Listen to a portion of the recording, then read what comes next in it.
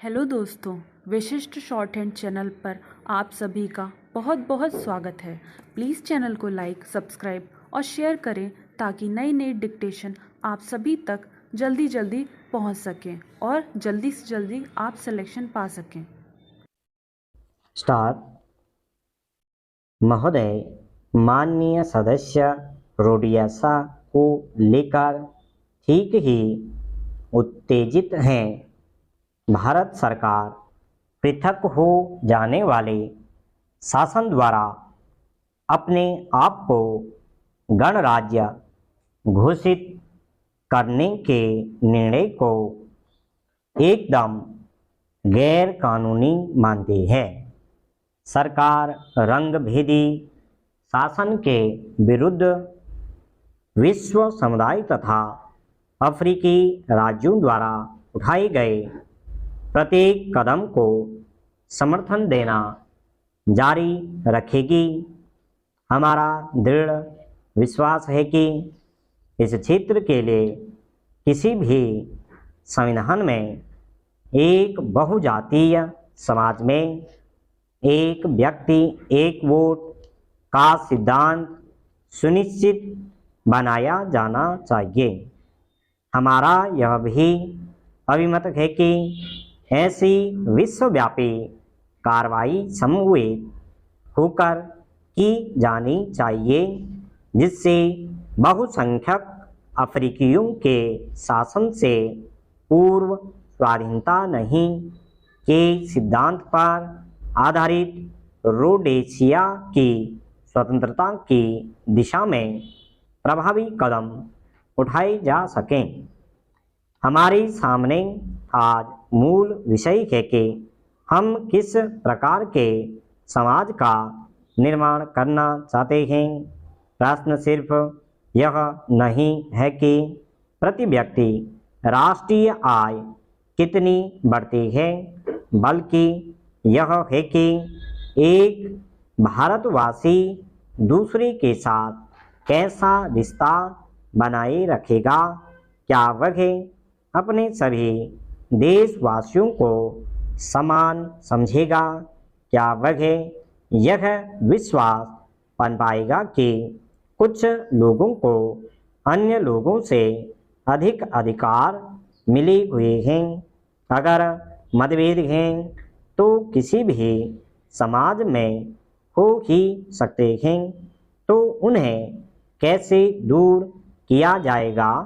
हिंसा का सहारा लेकर या बातचीत से और समझबूझ के साथ हमें जो कुछ विशेष मूल्य विरासत में मिले हैं वे भूतकाल के द्वारा नहीं, बल्कि स्वतंत्रता आंदोलन के दौरान महात्मा गांधी और जवाहरलाल नेहरू के नेतृत्व में हमारे प्रशिक्षण द्वारा मिले हैं। मैं यहाँ यह पूरी तरह स्पष्ट कर दूं कि भारत का जो चित्र हमारे मन में है और हम जिन तरीकों के इस्तेमाल और उनके कार्यान्वयन के लिए कृत संकल्प हैं, वे निश्चय ही वैसे नहीं हैं जैसे विपक्ष के माननीय सदस्यों और उनके दल के हैं। उन्होंने भारतीयकरण का उल्लेख किया। राष्ट्रपति ने अपने अभिभाषण में कहा है कि भारत की समस्याएं अद्वितीय ढंग के भारतीय समाधान की अपेक्षा रखते हैं, जिसका आधार हमारी जीवन पद्धति, हमारा इतिहास और हमारी परंपराएं हों। इसलिए अगर माननीय सदस्य यह चाहते हैं कि प्रत्येक भारतीय को अपने देश से प्यार हो और वह देशभक्त हो, तो इससे किसी को कोई भी विरोध नहीं हो सकता और मुझे निश्चय ही कोई विरोध नहीं है। इसके लिए भारतीयकरण की किसी विशेष अवधारणा की भी जरूरत नहीं है, लेकिन मैं सोचती हूँ कि उनका सिद्धांत इतना निर्दोष नहीं है। माननीय सदस्य किसी ऐसे उजागर नियम को प्रस्तुत करने के लिए अपनी शक्ति का क्षय नहीं करेंगे। उनका तथा उनके समान विचार रखने वालों का बहुत निश्चित उद्देश्य है।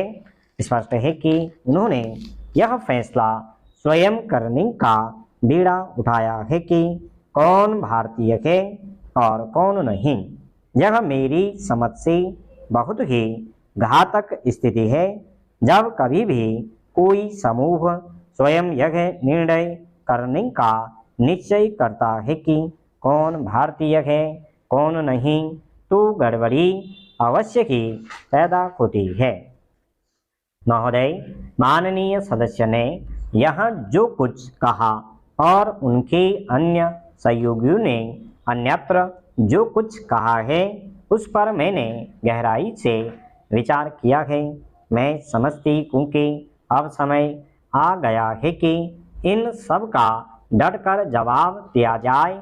मैं कहना चाहती हूँ कि किसी कथन की कसौटी यह नहीं है कि उसे हम स्वयं किस रूप में समझते हैं, बल्कि यह है कि हम जिस जनता के लिए वक्तव्य देते हैं उस पर उसका क्या प्रभाव पड़ता है।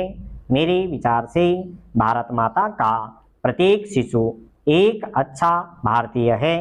अगर कोई देशद्रोह करता है तो उसके खिलाफ संबद्ध कानून तथा सक्षम अदालतों द्वारा कार्रवाई की जा सकती है, लेकिन यह काम किसी राजनीतिक दल या समूह के निर्णय के लिए नहीं छोड़ा जा सकता। जो लोग अपने देशवासियों के भारतीयकरण की वकालत करते हैं उनका वास्तविक इरादा किसी भी राजनीतिक दल या समूह की किसी भी वाचालता द्वारा नहीं छिपा रह सकता। मैं बहुत स्पष्ट रूप से कहना चाहती हूँ कि उच्चतम न्यायालय के प्रति हमारा सम्मान संपूर्णतया है। वास्तव में इस देश के प्रत्येक निवासी को न्यायपालिका के प्रति सर्वोच्च आदर भाव रखना चाहिए। न्यायालयों के अधिकारों की स्पष्ट व्याख्या संविधान में की गई है। यहाँ तक कि शासन के तीनों के भाग विधायिका, न्यायपालिका और कार्यपालिका संविधान को बना के रखने के लिए कृत संकल्प हैं। लेकिन महोदय, संविधान ने ही हमें कतिपय निर्देशक सिद्धांत भी दिए हैं। उन्हें कार्य रूप देते हुए निर्वाचन संबंधी कठिनाइयाँ उठ खड़ी हो सकती हैं। यह कोई नई बात नहीं है। हम पहले भी इस स्थिति से गुजर चुके हैं।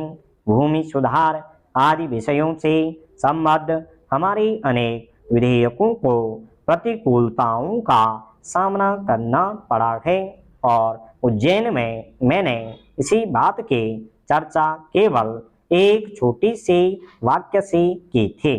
लेकिन जब कभी हमारे किसी अधिनियम को असंवैधानिक घोषित किया गया है तब हमने संविधान की सीमा में रहते हुए सुधार के उपाय किए हैं, क्योंकि प्रत्येक सजीव संविधान में यह क्षमता निहित होती है कि वह बदलती हुई जरूरतों और इतिहास की नई ताकतों का समुचित प्रत्युत्तर देता रहे।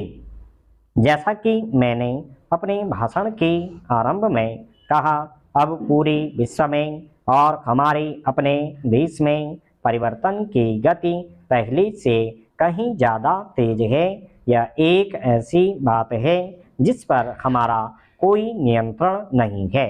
अब जो परिवर्तन आ रहे हैं वे प्रौद्योगिक और वैज्ञानिक कारणों से प्रेरित हैं, लेकिन गत बार हमारे लोगों को ऐसा प्रतीत होने लगा कि भारत में परिवर्तन की लहर कुछ दिशाओं में धीमी हो रही है। इसी कारण से बहुतेरे लोगों के मन में अशांति और क्षोभ पैदा हुआ। विशेषतः नौजवान पीढ़ी के अंदर। अब हम फिर ऐसी स्थिति में हैं कि आगे बढ़ सकें, ऐसा कुछ नहीं कहा जाना चाहिए जो हमारे लोगों की अग्रगति को रोके, जो उनके मानस में संदेह के बीज बोई या उन्हें उनके निश्चित मार्ग से विचलित करें। कभी कभी गलतियां भी हो जाती हैं।